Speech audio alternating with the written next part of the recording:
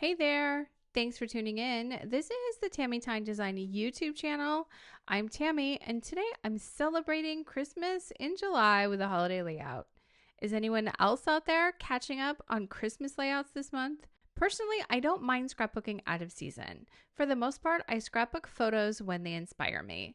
It usually takes me several months to scrapbook photos once I print them because I already have projects I want to work on already lined up ready to go. I haven't even touched photos from Christmas of 22, so it feels fun for me to take some time in July to get a few holiday layouts scrapbooked. Today I'm using a variety of papers. This cream snowflake print from Echo Park's I Love Winter. This super cute Santa Paws cat paper from Photoplay. Two more papers from I Love Winter, and another paper from Echo Park's I Love Christmas collection. And I pulled a black and white polka dot from my rainbow bin to add in. I have 3 photos for today's layout of me and my husband trying to get a family photo at Christmas. The cats just do not make it easy. I think dogs might be more willing to cooperate. At least we usually got our dog Duke in the photo when I was growing up. But cats, nope. So I have 2 photos of cats not cooperating and 1 photo of my husband and I in front of our Christmas tree. I picked out 2 alphabet sets for this one. The red one is from Doodlebug, and I have had this in my stash for many years. And the other is a green thicker set from American Crafts, which is also from deep in my stash. I have a bunch of embellishments set up on my tray. I always pull way more things than I ever put on a layout. You all understand how that is, I'm sure. These chipboard stamps are from Hip Kit Club. These are little puffy stickers from Hobby Lobby, but they never made it on the layout. I have enamel dots in black, cream, and gray, and some enamel red hearts. I'll use some brads from one of these brad collections. I have several here from Echo Park and Cartabella. I thought I might try to add in some of the chipboard pieces, but nothing fit on the layout. I also have the Wishmas ephemera pack from Fancy Pants. I think I picked this up at Tuesday morning a while back, and boy, was it a good deal for me. I've used this set on several holiday layouts already, so this is what I have left over.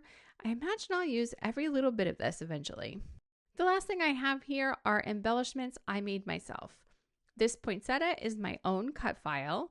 I have this available in several different configurations: a wreath, a background, a border, and just the flower itself. These are now available in my shop. I'll put a link in the description box below. So now I'm going to clear off my desk, cut all of my papers, ink edges, do some distressing, and do some hand stitching, and I'll be back. Here's my background. I've cut strips from all of my papers at 1 inch wide with a variety of lengths.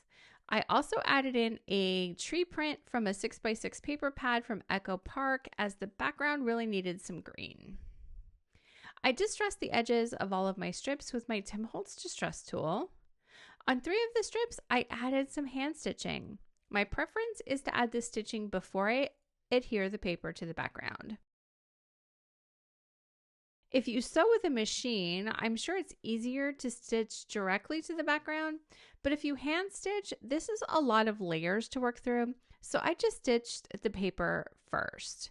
Then I'll add these layers on the top. You could certainly add more stitching to more strips, but I felt like these 3 were enough.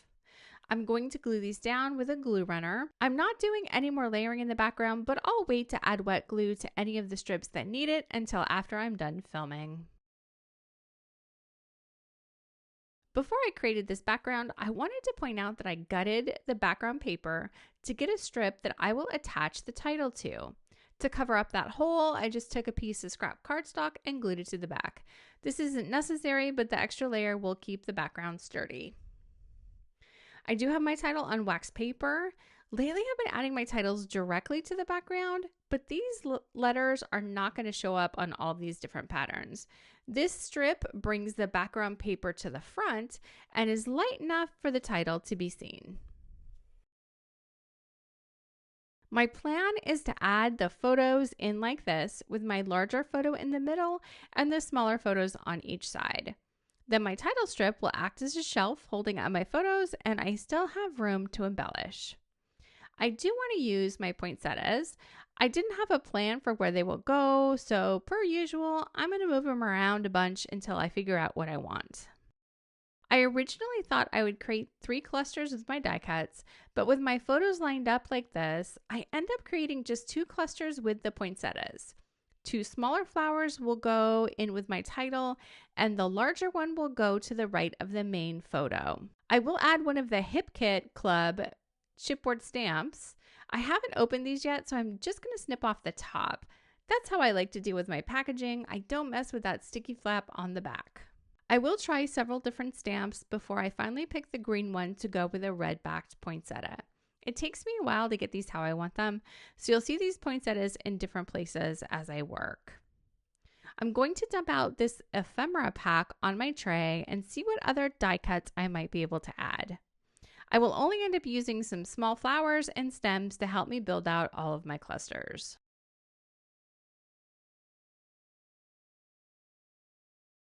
Side note worth mentioning, I created the mat under my poinsettia flowers using the offset feature in the Silhouette software. The mat is not included with these files, just in case you were wondering. I know that the Cricut software and Brother Scan and Cut both have a similar feature, so adding a mat is something you can easily do with whatever electronic die cut machine you have. I cut the mats from white cardstock at the same time I cut my flowers. Then I sprayed the mats with mica stain from Tim Holtz. I used Cranberry Fizz and Tree Lot from the holiday collections. These colors are beautiful and the mats have such a pretty sheen to them from the mica powder. Once I get my title down, I'll have a better idea of how much room I have for embellishing. My title says Family Photo Attempt because we never were able to get a photo of us and both of the cats. I'm putting my 2 green words higher on the strip because I do want my red letters to show on the strip too. I'll end up building a cluster with 2 of the smaller poinsettias to fill in some of that empty space under the word family. The 22 is for the date, and I'll end up adding that to one of the black and white polka dot strips later in the video. I did ink the edges of the cream snowflake paper, both the background and the title strip with black hybrid ink from Scrapbook.com. With my photos and the title down, I can build out my clusters. The large poinsettia up by the photo will have a red backing, and I'll put that flower up on foam tape. I will add the chipboard stamp with the green tree next to it, so I'm holding the stamp up next to my flower to make sure I position the flower in a way that doesn't cover up too much of my stamp. I thought maybe I could add more of the chipboard stamps around the layout, but I just don't like how it looks. That's just a personal preference. I tend not to add extra embellishments just to add them. The issue for me was contrast. I'm always trying to add contrast, from the way I layer pattern papers to how I build clusters. On the bottom, I didn't like the red chipboard stamp next to the red back flower. There was no contrast, and I didn't like how any of the other stamps looked.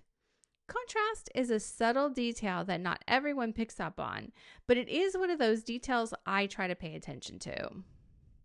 And now I'm adding the 22 for the year on that black polka dot strip paper.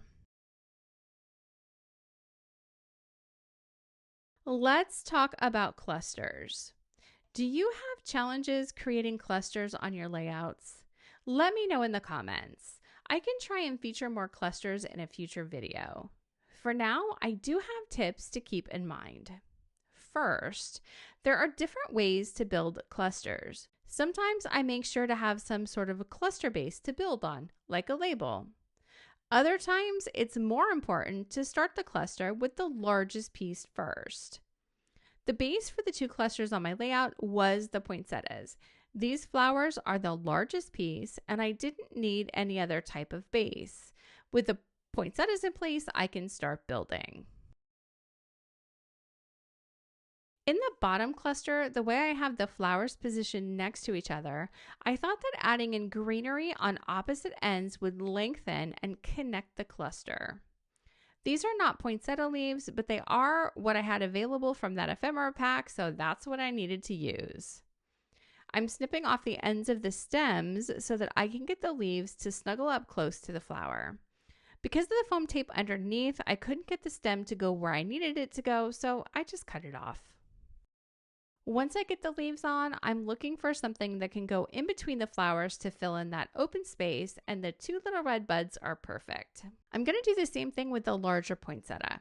I'm adding greenery stems above the flower, and everything will touch something else in the cluster. When I add in the enamel dots and little details, I don't mind if they are floating around a cluster. But for the main elements of a cluster, I try to make sure all of the pieces are touching some part of the cluster and not just floating. That's another tip to keep in mind if you aren't liking how your clusters turn out. Are the pieces all touching each other, or are they floating around? Try to get all of the elements to connect. I'm going to build a third cluster spot above my photo on the left. It will be the smallest cluster, and I'm using that tree vine as the base and building in other flowers with it. I added foam tape to just the top of the vine to give it some dimension, but the bottom part will be flush to the page so I can layer in other die cuts.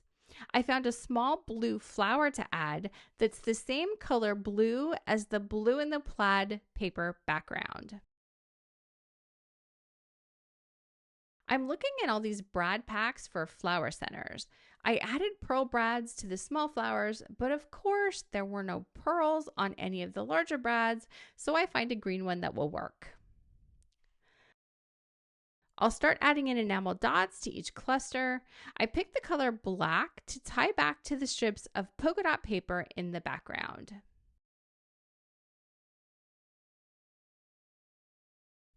I will add some red hearts next to each cluster, but the layout didn't feel finished.